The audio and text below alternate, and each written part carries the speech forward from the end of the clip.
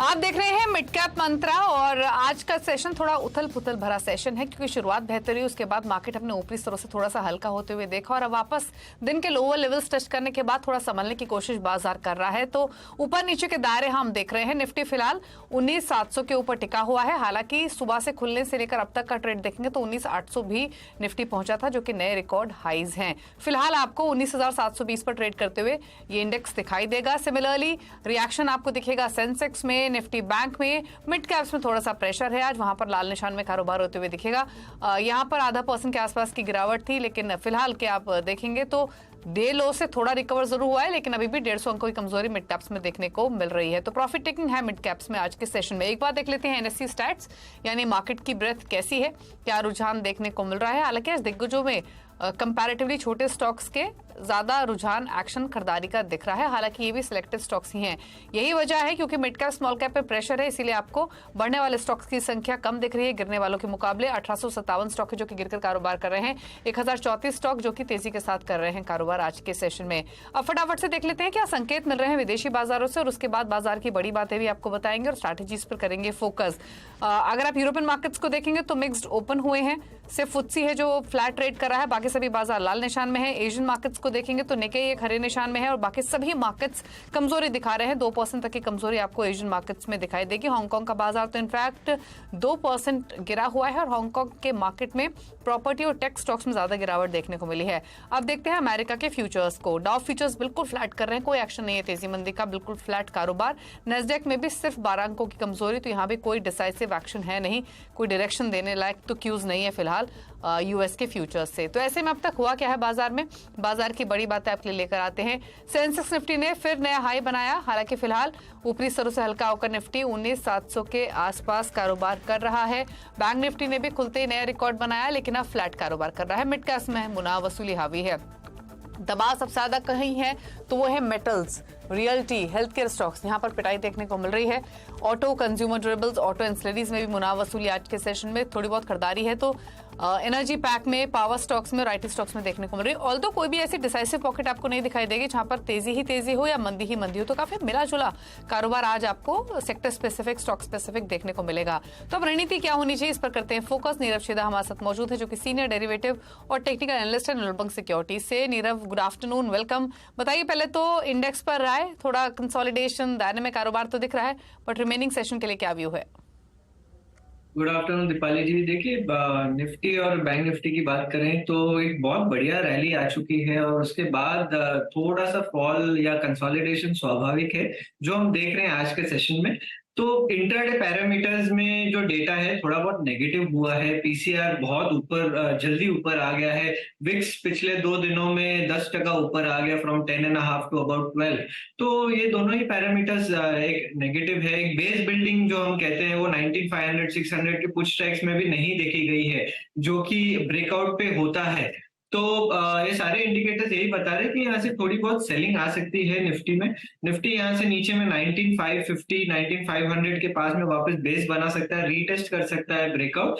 तो बेच के चले ऊपर में 19,850 का एक रेजिस्टेंस है, इनफैक्ट 19,820 का एक रेजिस्टेंस है, तो वो आप स्टॉप लॉस बना के चले फ्यूचर में। नीचे में 19,550 500 ये आपका टारगेट रहेगा।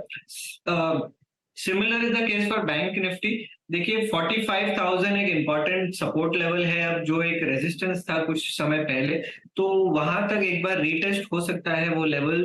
तो बैंक निफ्टी में भी यहाँ से थोड़ी बहुत सेलिंग आ सकती है, तो आप बेच के चल सकते हैं फ्यूचर इसका। और 45,650 इसका एक रेजिस्टेंस एरिया है, तो वो आप स्टॉप लॉस बना के चले। नीचे में अराउंड 45,000 के पास में आएगा, वहां पे आप प्रॉफिट बुकिंग करिएगा। ठीक है, चलिए तो इंडेक्स पर आइए। स्टॉक स्पेसिफिक स्ट्रैटेजीज क्या हैं आपके नीरव? यार देखिए, आज 2 स्टॉक्स हैं इनफैक्ट जो ज्यादा चले नहीं थे पूरे रैली में, अब जाके जिसमें रुझान दिख रहा है। पहला है एजिस कैम। यहाँ से 50 डे मूविंग एवरेज का एक ब्रेकआउट आया, इनफैक्ट 200 डे मूविंग एवरेज का भी ब्रेकआउट 2 दिन पहले ही आया है। तो एक बढ़िया इसमें रुझान दिख रहा है फ्रॉम करंट लेवल्स। 380 385 तक ये ऊपर में आ सकता है, तो करंट लेवल से आप बाइंग करें। 345 का स्टॉप लॉस लगाएं, 385 3। ये कौन सा स्टॉक है नीरव, अगर आप या एजिस स्टॉक का नेम एजिस प्लीज रिपीट कर सके? एजिस केमिकल्स, एजिस लॉजिस्टिक्स जिसे बोला जाता है। या एजिस लॉजिस्टिक्स, ठीक है, एजिस लॉजिस्टिक्स की बात कर रहे हैं जहां पर एक ट्रेड इन्होंने रेकमेंड किया है। अभी एक बार रिपीट कर लीजिए अपने टारगेट स्टॉप लॉस।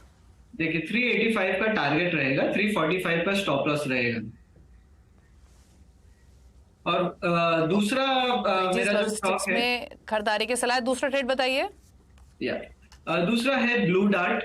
देखिए ये जो स्टॉक है इसमें एक फ्लैग काइंड ऑफ फॉर्मेशन है था और उसके बाद एक ब्रेकआउट आया। आई बिलीव ये स्टॉक में बहुत बढ़िया एक रिवर्सल आ रहा है और ये जो रिवर्सल है एक्सटेंड हो सकता है अप टू 7800 ऑड लेवल्स। तो यहाँ से करंट लेवल से आप बाय कर सकते हैं ब्लू डार्ट। नीचे में जो स्टॉप लॉस बनेगा 7200 का बनेगा और ऊपर में अराउंड 7800 तक का आपका टारगेट बन सकता है।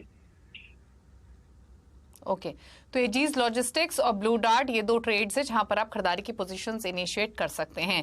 चलिए अब लेकर आते हैं मिड कैप्स का हाल, जहां पर आज प्रॉफिट टेकिंग है और कोई भी डिसाइसिव पॉकेट आपको ऐसी नहीं दिखाई देगी जहां पर तेजी या फिर मंदी हो, लेकिन मिला जुला ट्रेंड जरूर है। अब शुरुआत करते हैं एनर्जी पॉकेट के साथ, जहां पर आपको थोड़े खरीदारी का आइडियाज दिखेंगे। उसमें MRPL, Chennai petro, oil India, IGL है जहां हर निशान में कारोबार हो रहा है। 3% तक की तेजी देखने को मिल रही है एमआरपीएल में, चेन्नई 2.5% ऊपर है। एफएमसीजी में भी सेलेक्ट बैंक इंडेक्स आपको ऑल्दो नीचे दिखाई देगा। वाडीलाल इंडस्ट्री 4.5% ऊपर, बजाज कंज्यूमर 3.5% ऊपर है। वेक्टर फूड और हेरिटेज फूड्स में 1.5% की तेजी देखने को मिल रही है। एफएमसीजी और एनर्जी, इसके बाद देखिए फार्मा, यहाँ भी आपको दिग्गजों में बिकवाली दिखेगी, लेकिन सेलेक्ट स्टॉक्स तो अच्छी स्ट्रेंथ दिखा रहे हैं। फार्मा में थायरोकेयर 4.5% ऊपर, न्यूलैंड लैबोरेटरी 6.7% ऊपर है, जुबिलेंट फार्मोवा में 2.5% की तेजी, मार्क्संस फार्मा 2.5% ऊपर ट्रेड करते हुए। आईटी में गिरावट, ऑल्दो आईटी दिग्गजों में बाइंग है लेकिन मिड कैप्स में दबाव। न्यूक्लियस सॉफ्टवेयर 4.5%, रामको सिस्टम 3% नीचे, न्यूक्लियस सॉफ्टवेयर भी 4.5% नीचे, एलएनटी, माइंड्रो की पे टेक में भी 1.5 से 2.5% की कमजोरी देखने को मिल रही है। रियल्टी में गिरावट, इसमें IB real, Gujarat properties, Obra realty, Phoenix mills 2% तक नीचे कारोबार कर रहे हैं। कुछ और स्टॉक्स मिड कैप्स में जो गिरावट के साथ कर रहे हैं कारोबार, उसमें JSW energy, Zee entertainment, L and T holdings, L and T finance holdings और मोतियाल ओसवाल के स्टॉक्स हैं जहां थोड़ा सा प्रेशर आज के सेशन में देखने को मिल रहा है।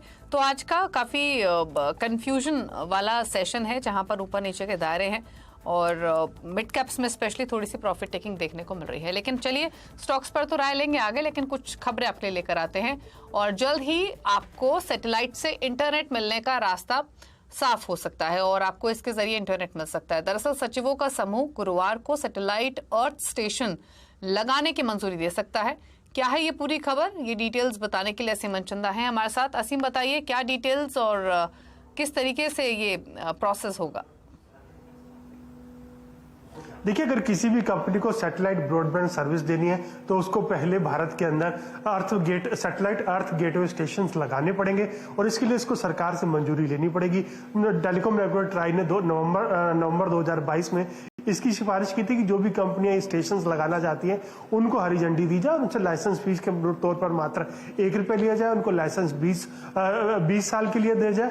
तो इस सिफारिशों को जो सचिवों का समूह है यानी कि डिजिटल कम्युनिकेशन कमीशन जल्दी हरी झंडी दे सकता है। जब हमें सूत्रों के हवाले से जानकारी मिल रही है कि गुरुवार को डिजिटल कम्युनिकेशन कमीशन की बैठक होने वाली है। इस बैठक के अंदर इस ट्राई की इन सिफारिशों को हरी झंडी मिल सकती है। उसके बाद कंपनी अर्थ स्टेशन लगाने के लिए आवेदन कर सकती है। खासतौर पर यह भी बता दूं कि 3 कंपनियां इसके अंदर खासतौर अभी भी काफी लीड कर रही हैं। सबसे पहले तो भारती की वनवेब है, दूसरे नंबर पर रिलायंस जियो की जियो सैटेलाइट है और तीसरे नंबर पर एलन मस्क की स्टारलिंक कंपनी है। ये तीनों स्पेस के अंदर उतरने की काफी लंबे समय से तैयारी कर रही हैं। 2 कंपनियों को लाइसेंस मिल चुका है, स्टारलिंक ने लाइसेंस के लिए आवेदन किया हुआ है। तो एक बार ये सारी प्रोसेस हो जाती है तो कंपनियां सैटेलाइट ब्रॉडबैंड सर्विसेज अपनी शुरू कर सकती हैं, गेटवे स्टेशन भारत के अंदर लगा सकती हैं और उसके बाद अपनी सर्विसेज दूर दराज के इलाकों में पहुंचा सकती हैं। शुक्रिया आपको, आपका असीम, ये डिटेल्स बताने के लिए। तो ट्राई ने नवंबर में अपनी सिफारिश सरकार को दी थी सैटेलाइट के थ्रू इंटरनेट सर्विसेज देने के लिए। कई कंपनियां जो इसमें दावेदार हैं उन कंपनियों का जिक्र भी किया असीम ने। लेकिन चलिए, ये तो कंज्यूमर पर्सपेक्टिव से बातचीत हुई, स्टॉक्स तो डेफिनेटली फोकस में रहेंगे भारती एयरटेल जैसे। लेकिन कुछ और स्टॉक्स पे बात कर लेते हैं नीरव से, जहां पर एक्शन देखने को मिल रहा है। अच्छा, नीरव ने एजीज लॉजिस्टिक्स की बात की, लेकिन अगर आप लॉजिस्टिक पैक को देखोगे तो आज बाइंग ऑल कार्गो लॉजिस्टिक्स में भी है। एक और लॉजिस्टिक स्टॉक है गति, यहाँ भी तेजी देखने को मिल रही, 4% ऊपर प्राइसेस। गति पर एक राय ले लेते हैं नीरव की, क्योंकि ये स्टॉक डेज हाई पर अब आ चुका है और 133 के लेवल्स पर ट्रेड कर रहा है। तो aegis logistic, all cargo logistic के बाद गति पर एक राय लेंगे। गति के चार्ट्स देखिए एक बार और बताइए नीरव, क्या सजेशन स्टॉक पर? देखिए, गति काफी समय से कंसोलिडेशन में था इन बिटवीन 120 एंड अबाउट 110, और वो कंसोलिडेशन का ब्रेकआउट आया है ये हफ्ते में। तो डेफिनेटली गति में मोमेंटम आया है, और उसके बाद ऐसा लग रहा है कि अब नया रेंज में जा सकता है। यहाँ से 150 से 155 तक के इसमें टारगेट बन रहे हैं, तो करंट लेवल से आप बाइंग कर सकते हैं। नीचे में जो स्टॉप लॉस बनेगा अराउंड 128 का बनेगा ये स्टॉक। ओके, चलिए इस बीच पॉलीकैब का स्टॉक लेकर आते हैं आपकी स्क्रीन पर, जहां पर नंबर्स आए हैं। मुनाफा 402 करोड़ कंपनी ने पोस्ट किया, हालांकि एक्सपेक्टेशंस थी कि 270 करोड़ के आसपास का मुनाफा रहेगा, तो एक्सपेक्टेशन से कहीं ज्यादा यह आंकड़ा प्रॉफिटेबिलिटी फ्रंट पर आते हुए दिखाई दिया है। रेवेन्यू का नंबर भी जो आया है वो 3890 करोड़ के आसपास के रेवेन्यू कंपनी ने पोस्ट किए, 3200 करोड़ के आसपास के रेवेन्यू एक्सपेक्टेड थे। तो प्राइम ऑफिस से जो दो फिगर्स आई हैं, प्रॉफिटेबिलिटी और रेवेन्यू की, दोनों ही एक्सपेक्टेशन से काफी हायर साइड पर रही है, और शायद इसीलिए स्टॉक में भी तेजी देखने को मिल रही है।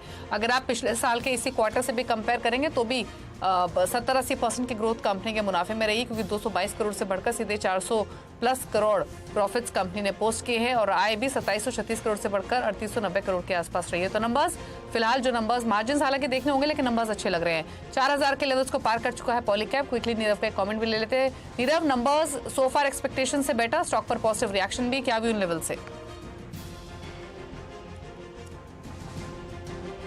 100 के लेवल्स के पास में उसका जो टारगेट बनता था 4000 का ही बनता था, और वही लेवल के पास में आया है। आई वुड एडवाइज कि यहाँ से नियर टर्म के लिए आप प्रॉफिट बुकिंग कर लें। नीचे में अराउंड 3800 के पास वापस मिल सकता है, वहां पे मिले तो वापस आप बाइंग कर सकते हैं।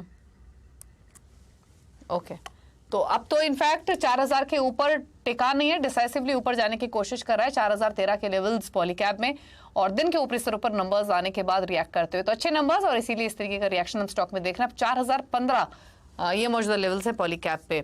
चलिए इस बीच एक और स्टॉक लेकर आते हैं, वो है डेल्टा कॉर्प का, और स्टॉक देखिए डेज हाई पर आ चुका है। इनफैक्ट आज से एफएनओ बैन में भी है। 5% की तेजी 192 के लेवल्स, और पिछले 10-15 मिनटों के दौरान ही स्पेशली ये जबरदस्त तेजी स्टॉक में बनती हुई दिखाई दी है।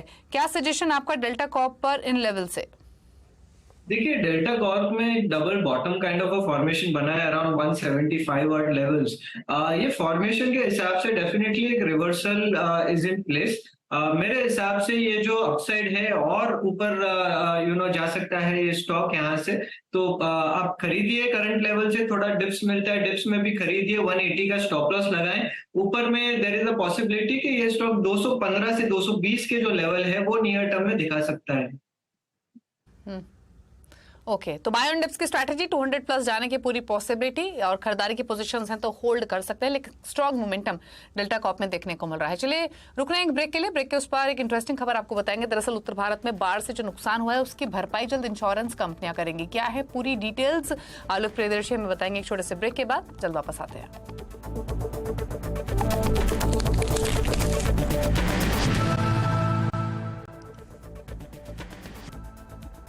आप देख रहे हैं मिड कैप मंत्रा। कुछ और खबरों के रुख करते हैं, और उत्तर भारत में बाढ़ से हुए नुकसान की भरपाई जल्द इंश्योरेंस कंपनियां करेंगी। इंश्योरेंस रेगुलेटर आईआरडीआई ने इंश्योरेंस कंपनियों को एडवाइजरी जारी कर क्लेम सेटलमेंट में तेजी लाने को कहा है, और डिटेल्स के साथ आलोक प्रियदर्शी हैं। आलोक, बताइए। बिल्कुल, देखिए जो इंश्योरेंस कंपनी है उनको खास तौर से निर्देश दिया गया है आईआरडीए जो इंश्योरेंस रेगुलेटर उनकी तरफ से, कि जो क्लेम सेटलमेंट है उसको फास्ट ट्रैक करें, और जो तय समय है उसे किसी भी सूरत में ज्यादा समय नहीं लगना चाहिए। इसके लिए इंश्योरेंस कंपनियों को यह कहा गया है कि वो हर राज्य में जहां पर भी बाढ़ से प्रभावित है वहां पर नोडल अधिकारी नियुक्त करें, राज्य के साथ तालमेल करें, वहां के अधिकारियों के साथ तालमेल करें, और 24/7 यानी कि 24 घंटे 7 दिन वो इस तमाम जो इतने भी क्लेम्स आ रहे हैं उनके सेटलमेंट्स क्या हो रहे हैं उनकी मॉनिटरिंग करें। साथ ही साथ किसी को भी कोई परेशानी ना हो इस बात का भी पूरा ध्यान रखें, और ये तमाम चीजें जिला स्तर पर भी होनी चाहिए। जिला स्तर पर भी इस तरह के क्लेम सेटलमेंट के लिए स्पेशल डेस्क बनाए जाएं। तो ये इंश्योरेंस रेगुलेटर की तरफ से खास निर्देश इंश्योरेंस कंपनियों को दिया गया है। उसमें जनरल इंश्योरेंस कंपनियां हैं, उसमें स्टैंड अलोन हेल्थ इंश्योरेंस कंपनियां हैं, क्योंकि इस बार जो बाढ़ आई है इसमें लोगों के काफी घर बह गए हैं, बिजनेस का नुकसान हुआ है और साथ ही साथ जान माल के भी काफी नुकसान हुआ है। तो ऐसे में जो भी लोग क्लेम डाल रहे हैं कंपनियों में, वहां पर देरी ना हो, परेशानी ना हो, प्रक्रिया लंबी ना हो, इसको देखते हुए इंश्योरेंस रेगुलेटर ने खास तौर की एडवाइजरी जारी करी है सभी इंश्योरेंस कंपनियों को, स्टैंड अलोन हेल्थ इंश्योरेंस कंपनियों को, और साथ ही साथ ये भी कहा है कि जितने भी इलाके हैं वहां पर खास तौर से स्पेशल डेस्क लगाए जाए क्लेम सेटलमेंट को लेकर, और वीकली रिपोर्ट इंश्योरेंस रेगुलेटर ने कहा है कि वो हमें मुहैया कराएं कि कितने उन लोगों ने क्लेम सेटलमेंट किया और क्या किया। तो बेसिकली आईआरडीआई के इस नोटिस के बाद जो प्रोसेस है वो अब क्विकली यहाँ से एक्सपर्डाइट होते हुए दिखाई देगा, और जो क्लेम सेटलमेंट्स हैं वो भी शायद जल्दी होते हुए दिखेंगे। शुक्रिया आलोक आपकी डिटेल्स बताने के लिए। चलिए आगे बढ़ते हैं। खिलाड़ी नंबर 1 का अपडेट आपके सामने लेकर आते हैं। नया कारोबारी हफ्ता है, आज दूसरा दिन है, और जो मुकाबला है वो अरिहंत कैपिटल के रत्नेश गोयल, आईएफएल सिक्योरिटीज के अनुज गुप्ता और साथ ही बंक की स्वाति होटकर के बीच में हो रहा है। अपडेट लेकर आते हैं। अनुज ने पिरामल फार्मा से एग्जिट किया है। यहाँ इनके 135 के टारगेट के लिए खरीदारी की कॉल थी, 98.4 पर एग्जिट किया, उन्हीं लेवल्स के आसपास फिलहाल ये स्टॉक कारोबार भी कर रहा है। बाकी अपडेट्स दिखाएं तो फेडरल बैंक एक ट्रेड अनुज के पोर्टफोलियो से जहां से उन्होंने एग्जिट किया है, और एग्जिट 152 के हालांकि इनके बाय कॉल थी। रत्नेश गोयल के पोर्टफोलियो में एसबीआई था, यहाँ ये निकले हैं 650 के टारगेट के लिए खरीदारी की सलाह थी, लेकिन 602 के लेवल्स पर एग्जिट किया है रत्नेश गोयल ने। रत्नेश गोयल के पोर्टफोलियो से एक और अपडेट, मेड प्लस एक ट्रेड है जो उन्होंने ऐड किया है, खरीदारी की सलाह है, खरीद के चलें 1050 के टारगेट के लिए, और साथ ही स्टॉप लॉस आपको 850 के लेवल्स पर मेंटेन करना होगा। तो ये रहा अपडेट। अब लेकर आते हैं स्वाति का पोर्टफोलियो। एजीज लॉजिस्टिक एक ट्रेड है जो वो ऐड कर रही है पोर्टफोलियो में, खरीदारी की सलाह है, 380 के टारगेट्स के लिए 349 का स्टॉप लॉस आपको रखना होगा, 359.90 पर कारोबार कर रहा है। ईआईएच दूसरा ट्रेड था स्वाति के पोर्टफोलियो से, जहां से इन्होंने एग्जिट किया है, प्रॉफिट्स बुक किए 214 के लेवल्स पर, 230 के हालांकि ट्रेड टारगेट्स उन्होंने रेकमेंड किए थे। तो ये रहे पोर्टफोलियो की अपडेट। अब दिखाते हैं रिटर्न की स्थिति क्या बनी हुई है मुनाफे के मीटर में तीनों ही खिलाड़ियों के बीच में। फिलहाल अनुज का पोर्टफोलियो ही है जो फ्लैट है लेकिन पॉजिटिव रिटर्न्स दे रहा है। रत्नेश गोयल पिछले हफ्ते के विनर थे, इस हफ्ते -5.3% के रिटर्न्स उनका पोर्टफोलियो लैंड कर रहा है। स्वाति का पोर्टफोलियो -1% के रिटर्न्स दे रहा है। तो ये रहा अपडेट। रुक रहे हैं ब्रेक के लिए। ब्रेक के पर आप देखिए नयो कंपनी में आज बातचीत करेंगे नेटवेब टेक्नोलॉजीज के सीएमडी संजय लोधा से। एक छोटे से ब्रेक के बाद नमस्कार।